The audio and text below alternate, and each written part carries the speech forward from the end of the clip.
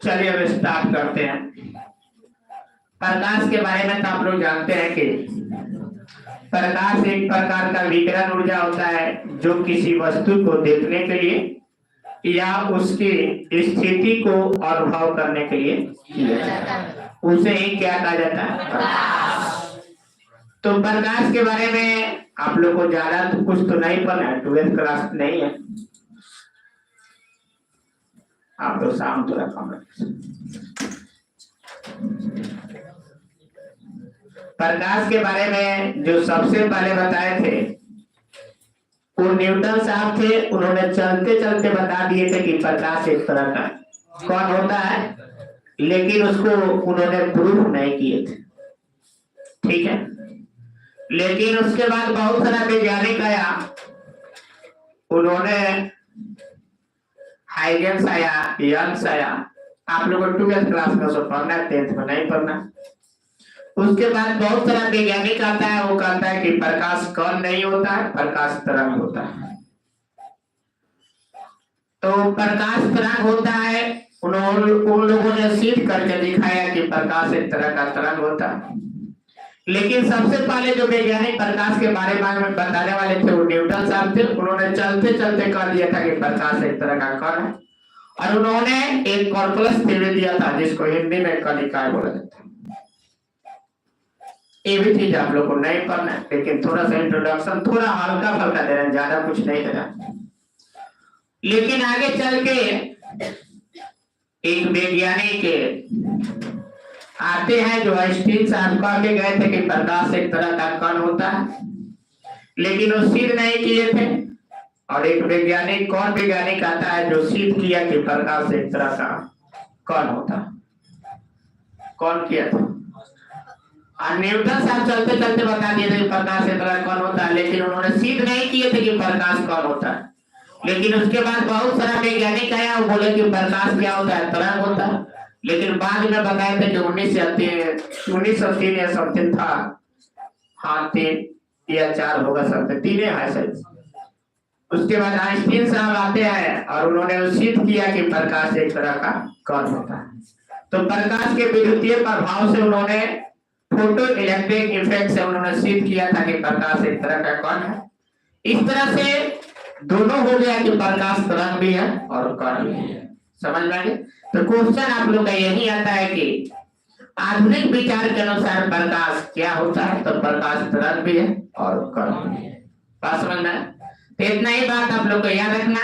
खाली जानिए कि प्रकाश होता क्या है। प्रकाश से एक प्रकार का विकिरण ऊर्जा है जो किसी वस्तु को देखने के लिए या उसकी स्थिति को अनुभव करने के लिए किया जाता है। जैसे मान लिया रूम है, अंधेरा हो जाए, लाइट कर जाए, तो ये पता नहीं चलेगा कौन व्यक्ति कहाँ पे है, उसको हम देख भी नहीं पाएंगे। तो प्रकाश का एक प्रकार का विकिरण ऊर्जा होता है जो किसी वस्तु को देखने के लिए और वो वस्तु कहाँ पे है उसको जानने के लिए किया जाता है। इतना बात क्लियर होगी? कोई पूछेगा कि प्रकाश के बारे में कौन पहले बताया था, तो बोलिए कि न्यूटन साहब ने चलते चलते कह दिए थे कि प्रकाश एक तरह का कण है, लेकिन वो उसको प्रूफ नहीं किए थे। उसके बाद बहुत सारा वैज्ञानिक आता है, हाइगेंस आता है, यंग्स आता है, और उन्होंने लोग बताया कि प्रकाश कण नहीं है, प्रकाश एक तरंग है। और उन्होंने वो लोग सिद्ध किया, वो बहुत सारा नियम दिया, परिवर्तन अपवर्तन का नियम दिया, फिर आपको विवर्तन होता है, फिर यंग्स का नियम दिया, फिर ध्रुवण का दिया। इस तरह से सबसे सिद्ध हुआ कि प्रकाश एक तरह का कण है। 12th में पढ़ना है, यहाँ पे नहीं पढ़ना है 10th में आप लोग। लेकिन आगे चल के 1903 में 3 या 5 4 5 3 के बाद में तो उसको नोबेल पुरस्कार उनको दिया गया था। हाँ, उसके बाद आइंस्टीन साहब बताते हैं कि प्रकाश एक तरह का कण है और उन्होंने वो सिद्ध किए थे और उन्होंने थ्योरी दिए थे जिस थ्योरी का नाम है कॉर्पस थ्योरी या कणिका। क्लियर हो गया था? लेकिन आप लोग क्वेश्चन आएगा कि प्रकाश आधुनिक विचार के अनुसार प्रकाश प्रदर्शित करता है, तो कण भी करता है और तरंग भी, तो दोहरी प्रकृति प्रदर्शित करता है, तरंग का नेचर भी और कण का नेचर। ये चीज क्लियर हो गई? फिर प्रकाश के वेग का पता कौन लगाया था? तो आप लोग ये क्वेश्चन आता है, रोमन लगाया था। और प्रकाश का वेग कितना होता है? 3 × 10⁸ मीटर प्रति सेकेंड, और और सेंटीमीटर में होगा तो क्या करेंगे? 3 गुने 10 के पावर कितना?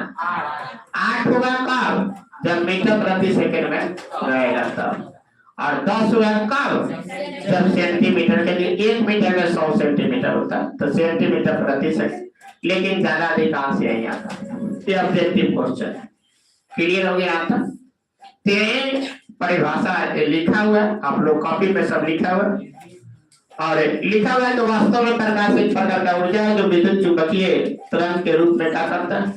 संचारित होता है। और प्रकाश दोहरी प्रकृति का करता है, प्रदर्शित करता है तरंग और कौन। ये ना थोड़ा सा वो वाला बनेगा, थोड़ा सा भी पहली बार पीपीटी बनाया कहीं थोड़ा सा दिक्कत हो सकता है, कोई बच्चा ज्यादा आए बाय मैसेज ना कर, कि बनाता है वह समझता, बोलने वालों क्या जाता है। ठीक है। हाँ, जो ग्राउंड में खेलता है मैच क्रिकेट खिलाड़ी तो कहता है कि मरलक ना तो गाली देता है लोग, वहां पे तुम भी जाओगे तब बुझा कि करे तो क्या करे। ठीक है, बोलने में कुछ पैसा नहीं, बकवास देने वाला भी बहुत होता है। तो आइंस्टीन ने प्रकाश के विद्युतीय प्रभाव की व्याख्या किया और उन्होंने साबित किया कि प्रकाश एक प्रकार क्या होता है। और 1905 में इन्होंने नोबेल पुरस्कार से इनकार किया गया था, सम्मानित किया गया था। देख लीजिए आइंस्टीन साहब को, समझ में आ गया। फिर बोला गया कि आधुनिक विचार के अनुसार दोहरी प्रकृति प्रदर्शित करता है तरंग का भी और कण दोनों का ही। निर्वात में प्रकाश का वेग का पता कौन लगा? रोमन होगा, रोमन लिख दिया सर।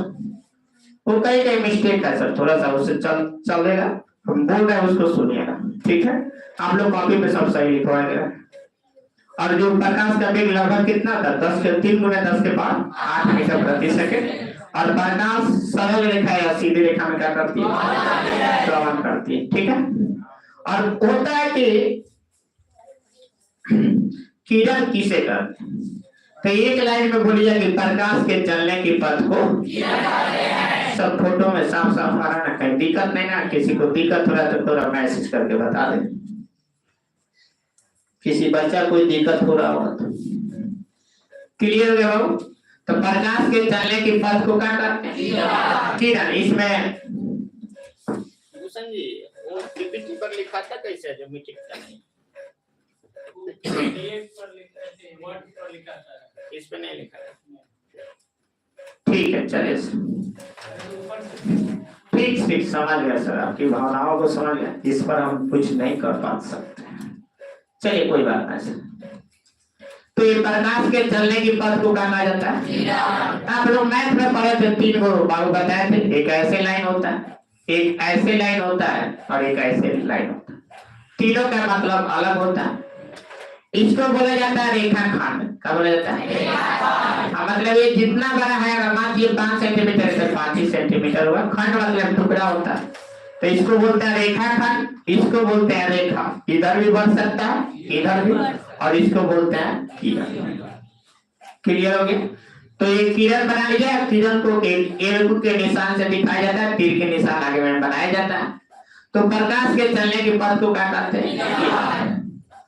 अब आरेख में दिखाने के लिए सरल रेखा उधर यही लिखा होता है कि जब प्रकाश को दिखाना हुआ तो एक तीर के निशान से क्या किया जाता है? दिखाया जाता है। और आता है प्रकाश पुंज। प्रकाश के किरणों के समूह को प्रकाश पुंज कहते हैं। बोल के देखे तो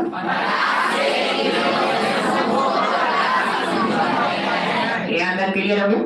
तो प्रकाश के किरणों के समूह को क्या कहते हैं? और प्रकाश के चलने की पथ को क्या कहते हैं? और किरण को दिखाने के लिए तीर का निशान क्या करना पड़ता है? अब तीर के निशान पिछुती मत मार दीजिएगा, ठीक है? दाहिने साइड दीजिएगा। समझ में आ गया? बात बुझा रहा है? बोलता क्या नहीं है? ऐसे प्रकाश ऐसे निकलता। मान लीजिए बल्ब जल रहा है, एक डिजिटल बोर्ड का प्रकाश ऐसे नहीं जाता, कैमरा नहीं जाता। बोलो ना, नहीं ना? समझ रहा है सब? कैसे बनाना? ऐसे। क्लियर हो गया? आप सुनो, दांत का चिया था का सोच लेता है तो सफा ऐसा मुझे है का सब, हाँ का फिर है, समझता है। क्लियर है? बुझा गया?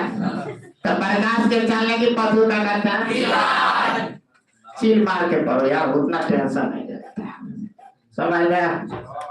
जो होता है अच्छा ही होता है, लेकिन अपना से मेहनत जारी रखिए। अभी ना कि सूझ जाए बाकी अच्छा होता अच्छा, समझ आ गया। हम पढ़े मत बाकी अच्छा होता अच्छा, तब ओकरा नहीं बुरा कुछ ना। क्लियर आई का क्लियर हो गया। आई बोलो, प्रकाश के चलने की पथ को किरण कहते हैं, किरणों के समूह को प्रकाश पुंज कहते हैं। कोई दिक्कत है क्या? और प्रकाश कौन सा तरंग होता है? खुद पूछ ले भाई, थरथरा के पूछी था।